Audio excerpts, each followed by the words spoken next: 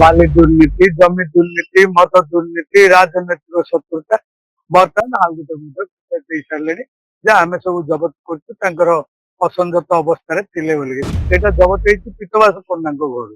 ଯଦି ପୀତବାସ ପଣ୍ଡାଙ୍କ ଘରୁ ଜବତ କଲେ, ପୀତବାସ ପଣ୍ଡାଙ୍କର ମୃତ୍ୟୁ ହେଲା 6 ତାରିଖରେ, 7 ତାରିଖ ଦିନ ତାଙ୍କର ପୋଷ୍ଟମର୍ଟମ ସରିଯାଇଥିଲା। 7 ତାରିଖରୁ 25 ତାରିଖ ପର୍ଯ୍ୟନ୍ତ ପୁଲିସ କରୁଥିଲା କଣ? ଆରେ ଶୁଣନ୍ତୁ, କି ପୋଟରେ କଣ ହତ୍ୟାକାଣ୍ଡ? ପ୍ରଥମେ ତ ବାଲି କହିଲେ, ବାଲିରୁ ହତ୍ୟାକାଣ୍ଡ, ଜମିରୁ ହତ୍ୟାକାଣ୍ଡ, ତାପରେ କହିଲେ ମଦରୁ ହତ୍ୟାକାଣ୍ଡ। ଯଦି ଏତେ ପ୍ରକାର ଜିନିଷର ହତ୍ୟାକାଣ୍ଡ ହଉଛି, ପୁଲିସ କାହିଁକି ସେ ଦିଗକୁ ଅନୁସନ୍ଧାନ କରିଛି? ପୁଲିସ ଯେତେବେଳେ ଏଇ ପୀତବାସ ପଣ୍ଡାଙ୍କର ହତ୍ୟା ହେଲା ସେତେବେଳେ ବହୁତ ଜିନିଷ କହିଲେ, ବାଲି ଦୁର୍ନୀତି, ଜମି ଦୁର୍ନୀତି, ମଦ ଦୁର୍ନୀତି, ରାଜନୈତିକ ଶତ୍ରୁତା। ବର୍ତ୍ତମାନ ଆଉ ଗୋଟେ ମଧ୍ୟ ଦେଇ ସାରିଲେଣି ଯେ ଆମେ ସବୁ ଜବତ କରୁଛୁ ତାଙ୍କର ଅସଂଯତ ଅବସ୍ଥାରେ ଥିଲେ ବୋଲିକି। ସେ ଯାହା ଜବତ କରିଛନ୍ତି ବୋଲି ପୁଲିସ କହୁଛି, ସେଇଟା ଜବତ ହେଇଛି ପୀତବାସ ପଣ୍ଡାଙ୍କ ଘରୁ। ଯଦି ପୀତବାସ ପଣ୍ଡାଙ୍କ ଘରୁ ଜବତ କଲେ, ପୀତବାସ ପଣ୍ଡାଙ୍କର ମୃତ୍ୟୁ ହେଲା 6 ତାରିଖରେ, 7 ତାରିଖ ଦିନ ତାଙ୍କର ପୋଷ୍ଟମର୍ଟମ ସରିଯାଇଥିଲା। 7 ତାରିଖରୁ 25 ତାରିଖ ପର୍ଯ୍ୟନ୍ତ ପୁଲିସ କରୁଥିଲା କଣ? ଯାହାକି ଜଣେ ରାଜନେତା, ଯିଏକି ଜଣେ ବିଜୁ ଜନତା ଦଳର ଜିଲ୍ଲା ସଭାପତି ବିକ୍ରମ ପଣ୍ଡା, ତାଙ୍କୁ ବଦନାମ କରିବା ପାଇଁ ପୁଲିସ ଏ ରୁଲିଂ ପାର୍ଟି ବିଜେପି ଦଳର ଇଙ୍ଗିତରେ ତାକୁ ଏ ଅଭିଯୋଗ ବର୍ତ୍ତମାନ ଦେଇକିରି ଅଭିଯୋଗ ପତ୍ର ଦାଖଲ କରିଛନ୍ତି।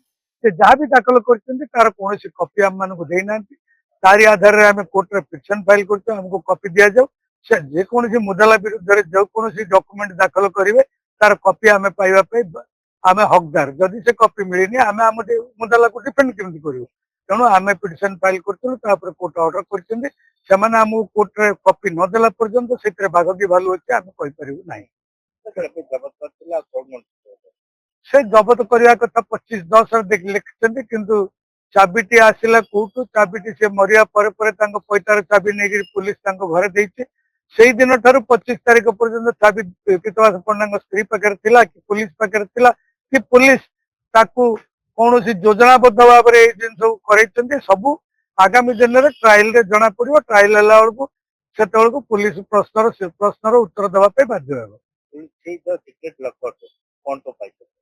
ସେ କଣ ଗୋଟେ ପେନ୍ ଡ୍ରାଇଭ୍ ଆଉ 4ଟା ଫଟୋ କଣ ପାଇଛନ୍ତି ବୋଲି ପୁଲିସ ସିଜରରେ ଦେଇଛି, କିନ୍ତୁ ଆମ ପାଖରେ କୌଣସି କପି ପହଞ୍ଚିନାହିଁ ବର୍ତ୍ତମାନ ପର୍ଯ୍ୟନ୍ତ।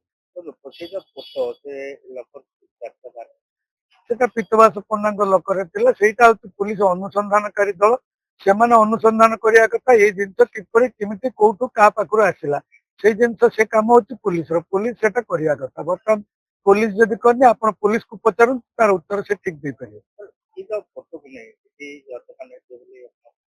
ଆରେ ଶୁଣନ୍ତୁ, କି ପୋଟରେ କଣ ହତ୍ୟାକାଣ୍ଡ? ପ୍ରଥମେ ତ ବାଲି କହିଲେ, ବାଲିରୁ ହତ୍ୟାକାଣ୍ଡ, ଜମିରୁ ହତ୍ୟାକାଣ୍ଡ, ତାପରେ କହିଲେ ମଦରୁ ହତ୍ୟାକାଣ୍ଡ। ଯଦି ଏତେ ପ୍ରକାର ଜିନିଷର ହତ୍ୟାକାଣ୍ଡ ହଉଛି, ପୁଲିସ କାହିଁକି ସେ ଦିଗକୁ ଅନୁସନ୍ଧାନ କରିଛି? ଯଦି ପ୍ରକୃତରେ ଦୋଷୀକି ଧରିବାର ଅଛି, ପୁଲିସ ଯଦି ଧରିବାକୁ ଯଦି ପୁଲିସର ନିଷ୍ଠା ଥାନ୍ତା, ତାହେଲେ ସବୁ ଦିଗକୁ ଯଦି ଅନୁଧ୍ୟାନ କରିଥାନ୍ତା, ଏଇଥିରେ ବହୁ ପ୍ରଭାବଶାଳୀ ଲୋକଙ୍କର ନାଁ ଆସିଥାନ୍ତେ, ସେମାନେ ଜେଲକୁ ଯାଇଥାନ୍ତେ।